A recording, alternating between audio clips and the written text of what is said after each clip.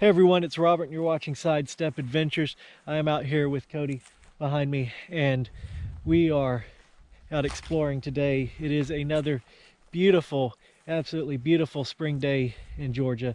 It's really nice to get out and enjoy it and practice social distancing while we're doing it. And so we're going to take a look at this old cemetery today. Now this is one I've actually been to a couple of times. First time I did a video out here and I wasn't happy with the video, so I never put it up. But I also used it as a backdrop for one of my fake Halloween special scary videos that I do every year. And so you may recognize it from there. But today we're going to do a legit exploration of this cemetery. And it's actually a pretty interesting cemetery. There's a lot of older graves out here, and this one is well kept. It's got a newer chain link fence around it. It looks like someone comes out here and mows the grass, but we are in the middle of nowhere. So it's kind of cool that it's in the middle of nowhere, but people are taking care of it. We're surrounded by woods. There's a sketchy dirt road you have to drive down here to get to it. And there's actually another cemetery up there on the hill over there that we'll look at. That'll probably be a separate video. These two cemeteries are not connected. They're just in the same property area, which is kind of interesting. But so let's get started taking a look at some of these graves. We'll go ahead and start at the back over here. And this cemetery, there actually used to be a house out here. I'll give you a little bit more details about that later when we look at another grave out here. But there was a house out here somewhere. Of course, this is back in the late 1800s, and that house is long gone. But just kind of interesting to note that. So let's go ahead and walk over here and take a look at the first grave. Now this is a Confederate stone. And if you'll notice, it's sunk really low for a Confederate stone. That's kind of interesting. It's been concreted in, so they put that in there different than a lot of the Confederate stones are. This is William T. Hogg, Company A, 4th Georgia Infantry, of course, Confederate States of America. At the bottom, someone told me that that actually stands for Confederate States Army. I don't know, I've always thought it was CSA, Confederate States of America. Sort of like U.S. stones have U.S. on them. And there's also 3 concrete blocks set up in the ground marking that area. Look at this great big cedar tree, of course, growing inside of the cemetery. There's some more. There's a bunch of home site plants and everything around this area that people planted many, many years ago and are still blooming. So we'll look around here. I don't see any more graves or field stones right around this area. There's an indention in the ground, but that's probably just from an armadillo digging. And look at here, we have a prickly pear cactus in the ground. I stepped on one of these when I was a kid one time, and the thorn went all the way through the soft bottom shoes I was wearing. It was a very, very painful experience. So this is no doubt a child's grave from the size of it. We'll see if there's no marker on it. And then here is, or I should say there's no name on the marker. Here's another stone, but there's nothing on that. We'll just go ahead and leave that right there. I think you can see where it broke off from. It should be standing up like that, but it's broken. So we'll just lay it there like it was. This one is marked. This is Eliza Belk.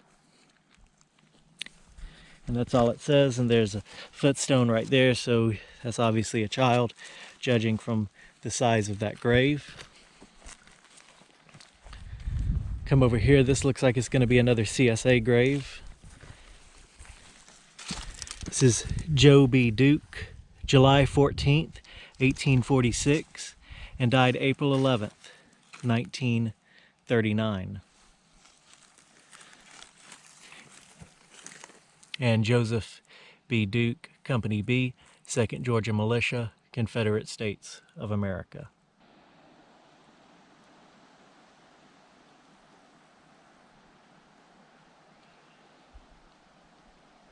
And beside Joe Belk, we have his wife, Eugenia V. Belk, wife of J.B.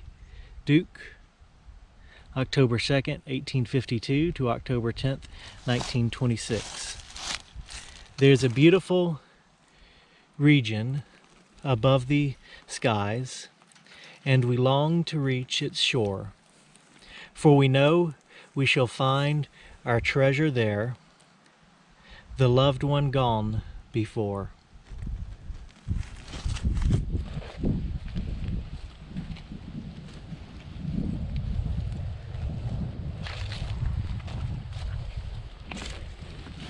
We have another broken one. It's A.A. Duke, who was born July 23rd, 1880, and died November 24th, 1884. And if we look at the bottom of the stone, there's a maker's mark. It looks like E.J. Miller, Americus, Georgia. On the another video I did, I forget which one, we saw another marker that was made by the same fellow. And this is the footstone right here that's laid up there beside the headstone. Here's a newer grave, newer in relative terms. James Franklin Duke, born April 10th, 1876, and died October 3rd, 1942.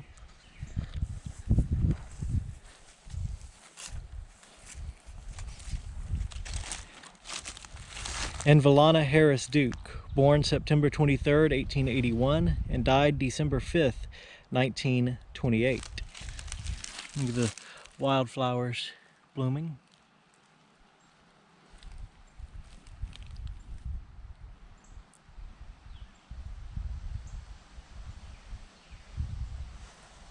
So here's something I want to point out. There's a couple field stones leaned up against that grave, and also on this old cedar stump there's field stones and bricks sat on top of it. And at a couple old cemeteries that I've been to, it was noted that the field stones that were marking graves had been moved by people mowing the grass and that sort of thing, so you didn't know where the graves were anymore. And I wonder if that's what happened here. It could be, but apparently I got in some fire ants, because there's one on me right there, and yeah, I did. Oh yeah, they're all over my boots, and I can feel them biting on me. So I might have to turn the camera off for just a minute and deal with them. All right, with that fire ant interruption settled, let me get my shadow out of there a little bit. I just wanted to point out the old cedar stump right there. And this is the infant son of J.B. and L.R. Duke, born May 25th, died July 18th, 1871. He is waiting for us in the glorious Eden land, which lies beyond the sunset of life. I think this is a stinging nettle that's blooming right there. You don't want to touch those. They'll sting you. There's an unmarked grave right here, marked only by a field stone and maybe that brick for a footstone.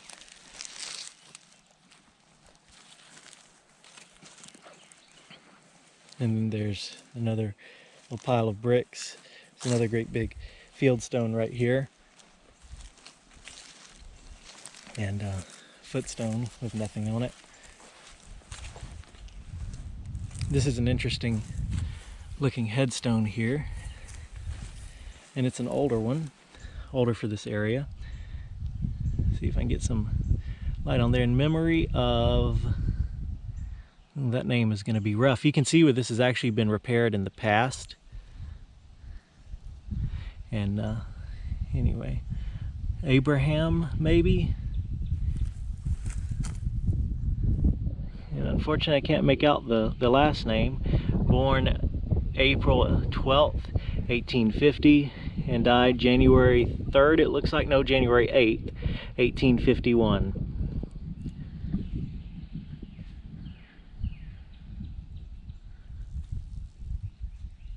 And I can't make out the bottom either. The bottom does say God above. And there's, look at that cast iron piece right there.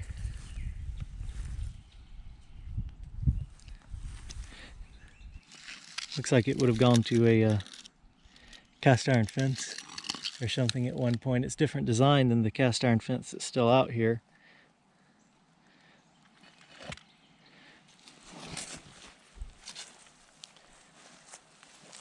This is in memory of A.A. Duke, born February 24th, 1823, and died December 30th, 1852.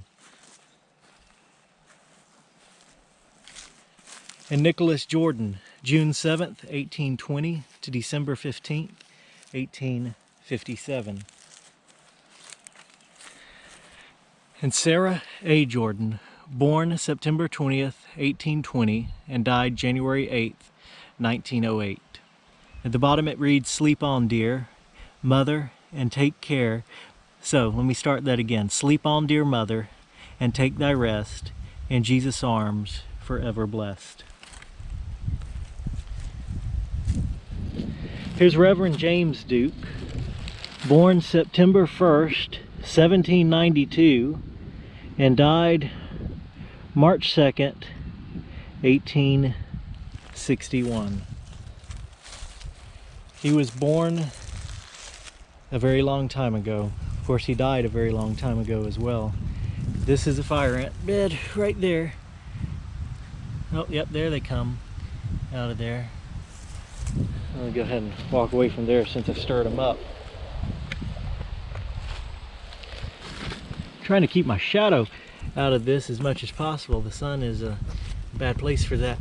In memory of Nancy Duke, wife of James Duke, born August 1st, 1793, and died July 3rd, 1882.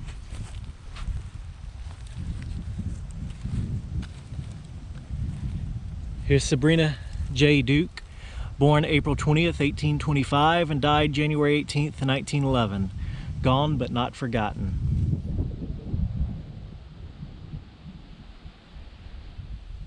Here's an interesting grave. It's marked by fieldstone and brick on both ends. You can kind of see the mound of the grave, and it's this where the grave is mounded. It's absolutely filled up with looks like oyster shells. There's some of them that have fallen off. Right there, we'll put those back, but it's just all over here. It's covered in, looks like oyster shells, and look at those big ants. Well, that's kind of interesting. I haven't seen that before. I have seen seashell graves that were made with like concrete and shells mixed together, but these just appear to be just shells piled up here with nothing to really hold them together. That's pretty interesting to see.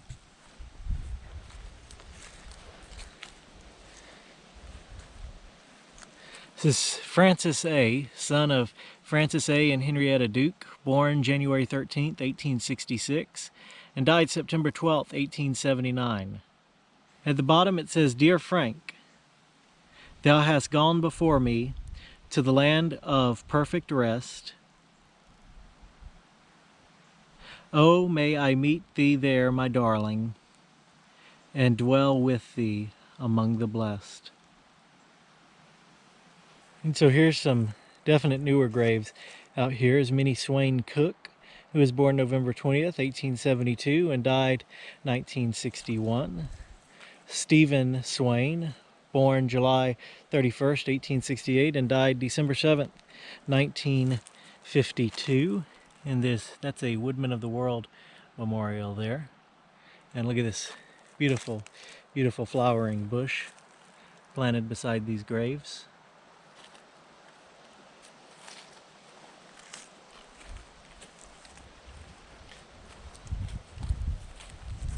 Underneath the bush is Sarah Swain Jordan, wife of Irving W. Jordan, born November 20th, 1870, and died March 6th, 1952. The grave over here is unmarked.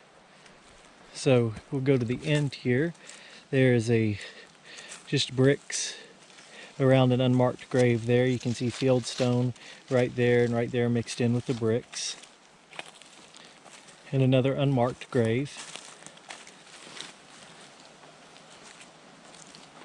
Now this is interesting with this grave. It's marked there and on the concrete stone. You see we've got ivy in the top of the stone. Susan Elizabeth Swain, born October 21st, 1845, and died August 16th, 1902. This to a mother's sacred memory, her son hath allowed.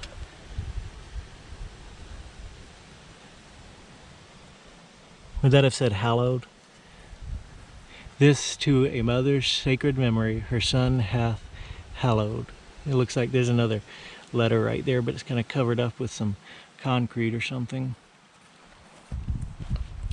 Over here, beside Susan, we have another Confederate marker, Stephen Swain, Company K, 12th Georgia Infantry, Confederate States of America.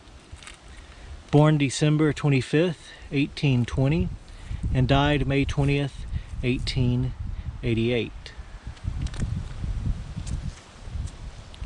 We have Sweetie Swain right here. From the size, probably a child's grave.